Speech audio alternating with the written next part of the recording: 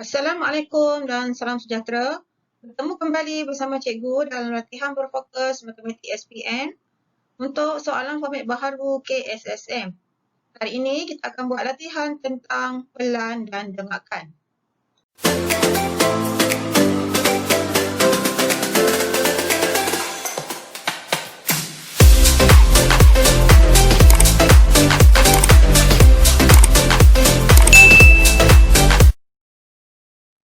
Ulang kaji tentang pelan dan dengarkan. Pelan merupakan unjuran ortogon pada satah mengufuk sebagaimana dilihat dari pandangan atas. Sebagai contoh di sini, ini objek dilihat daripada pandangan atas. Bentuk yang terbentuk pada satah mengufuk ini dikenali sebagai unjuran ortogon. Jadi ini merupakan pelan bagi suatu objek. Manakala dengarkan pula merupakan unjuran ortogon pada satah mencancang yang dilihat dari pandangan sisi ataupun pandangan depan. Okay, contoh di sini X merupakan pandangan sisi, Y merupakan pandangan depan. Jadi satah unjuran ortogon yang terhasil pada satah mencancang ini dikenali sebagai dengarkan. Sama ada dengarkan depan ataupun dengarkan sisi. Kita lihat kaedah yang digunakan untuk melukis pelan dan dengarkan dalam satu muka surat. Ada dua kaedah yang boleh digunakan. Kedua-dua kaedah ini berbeza bergantung kepada pandangan sisi suatu objek. Untuk pandangan sisi daripada kanan ke kiri, pembahagian 45 darjahnya adalah di sebelah kiri, iaitu di bawah sebelah kiri. Untuk objek yang mempunyai pandangan sisinya daripada kiri ke kanan, pembahagian 45 darjahnya adalah di sebelah kanan, iaitu di bawah kanan.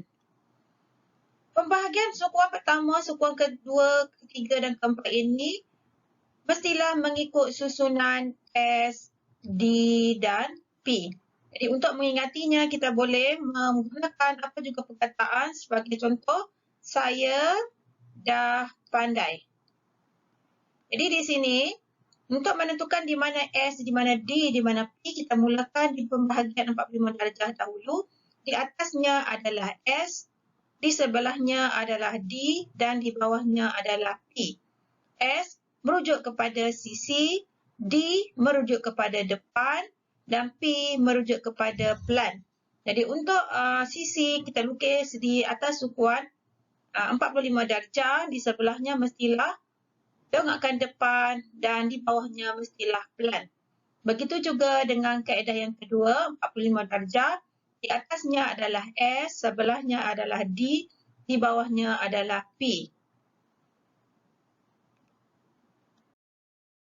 Kita lihat dahulu contoh soalan dan jawapan lengkap, cara melukis pelan dan dengarkan dalam satu muka surat. Perhatikan pada gambar rajah ini, objeknya, pandangan sisinya iaitu Y merupakan daripada kanan ke kiri. Oleh kerana daripada kanan ke kiri, pembahagiannya 45 darjah ini perlulah di sebelah kiri. Iaitu di sini 45 darjah. Untuk yang lain perlulah mengikut turutan S, D, P. Di mana S perlu di atas 45 darjah, D di sebelah kanan dan P di bawahnya. Kalau kita perhatikan di sini, S ini merupakan pandangan sisi, D merupakan pandangan depan, manakala P pula merupakan pelan.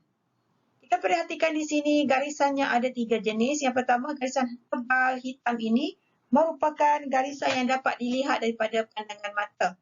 Untuk garisan yang putus-putus ini ataupun garisan sempang, ini merupakan garisan yang terlindung daripada arah pandangan.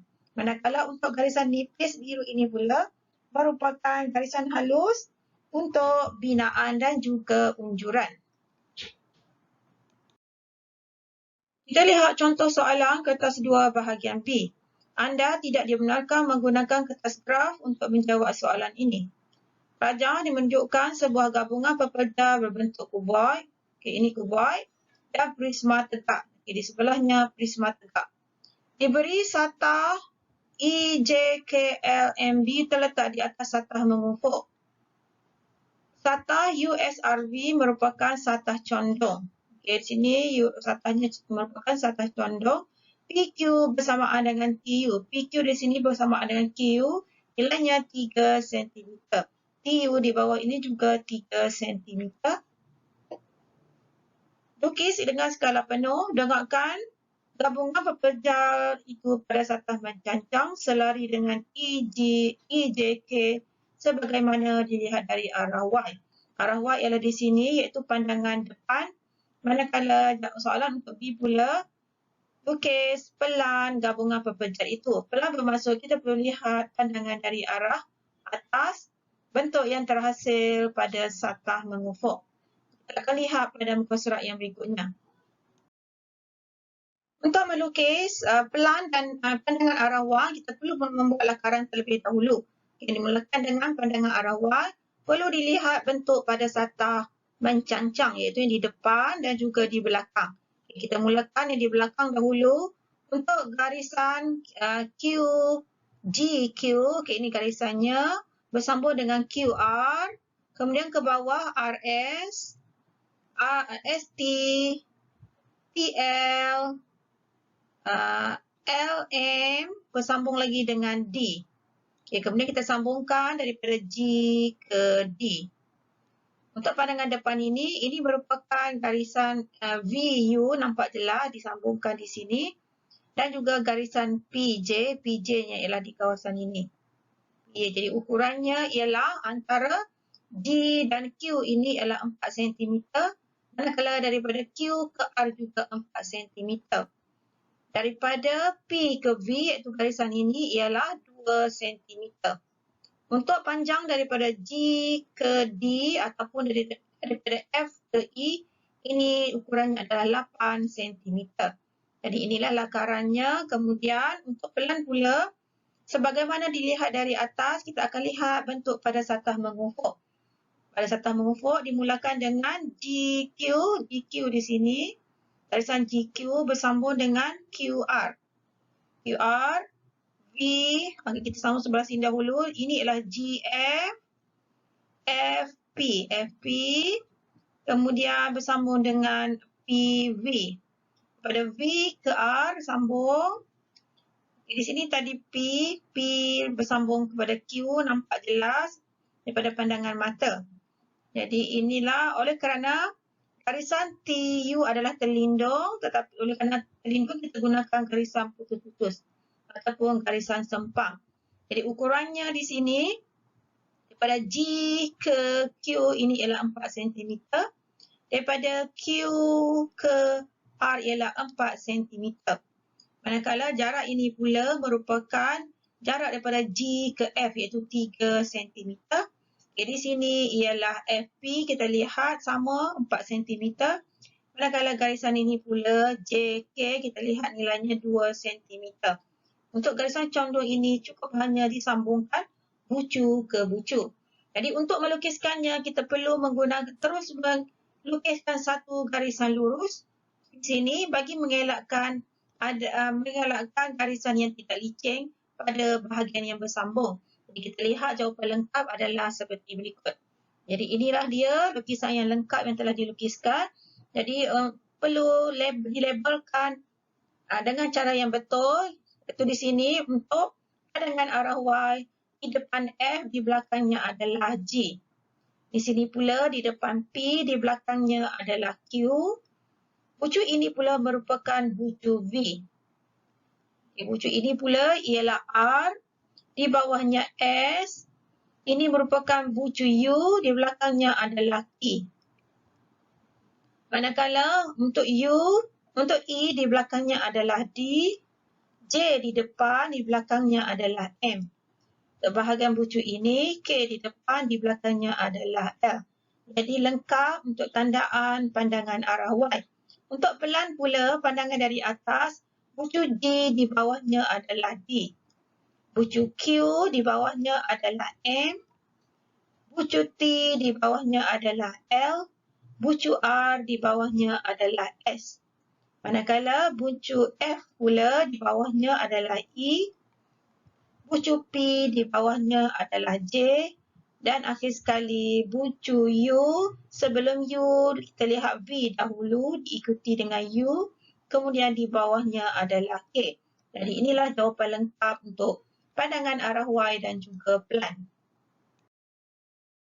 Sebelum cikgu meneruskan latihan pertama, jangan lupa tekan butang like dan subscribe bagi yang belum menekannya sebagai tanda sokongan cikgu hasilkan video ini.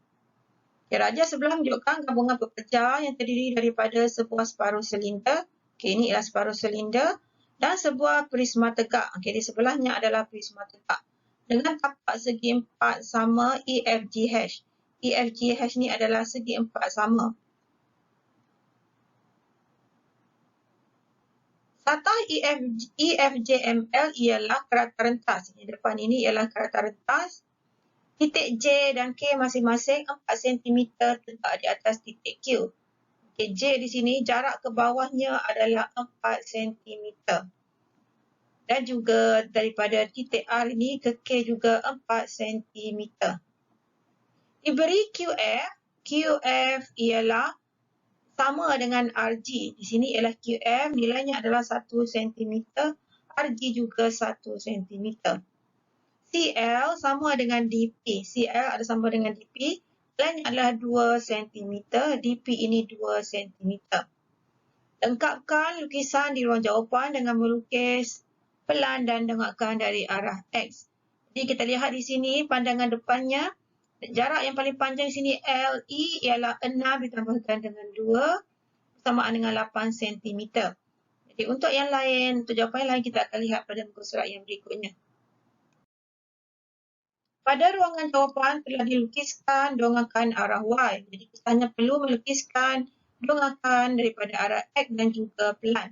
Untuk melukis dongakan arah X iaitu pandangan dari depan, kita lihat bentuk yang terhasil pada satah mencancang kita akan lukiskan di mana ketinggian paling tinggi iaitu LCE adalah sama tinggi dengan NKG.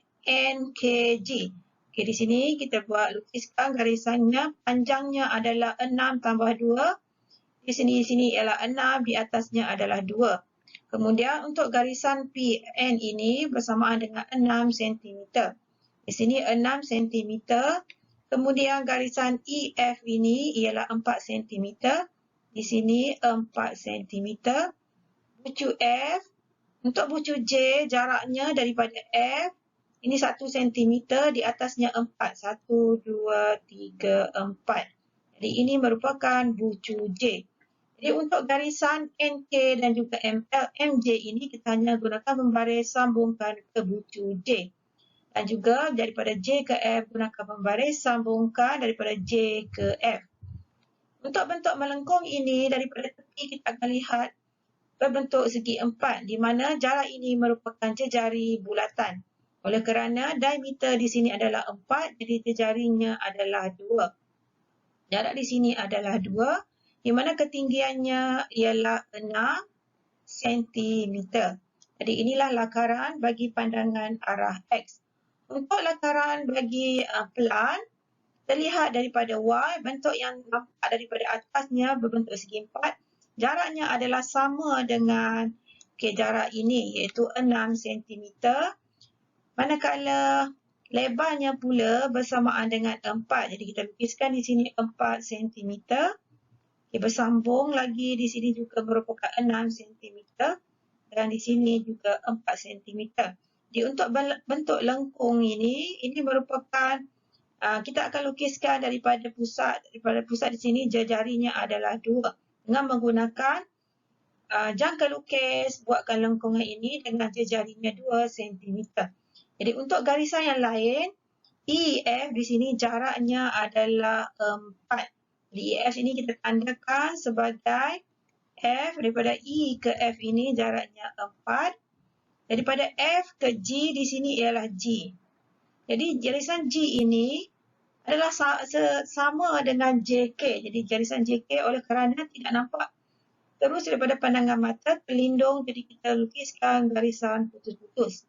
Manakala untuk FG juga terlindung daripada mata untuk pandangan dari atas, jadi kita lukiskan juga garisan putus-putus. Jadi inilah dia lakaran pelan bagi gambar rajah ini. Kita akan lihat jawapan yang lengkap pada muka surat yang berikutnya. Inilah dia jawapan lengkap bagi binaan lukisan pelan, dongakkan arah X dan juga dongakkan arah Y. Lukisan yang lengkap ialah apabila penjurunya disambungkan, garisan binaan ini akan membentuk segi empat tepat dan bucu yang sepadan berada dalam satu garisan. Selesai latihan berfokus untuk siri pertama untuk tajuk pelan dan dongakkan. Jumpa lagi dalam video siri berikutnya. Teruskan menyokong cikgu.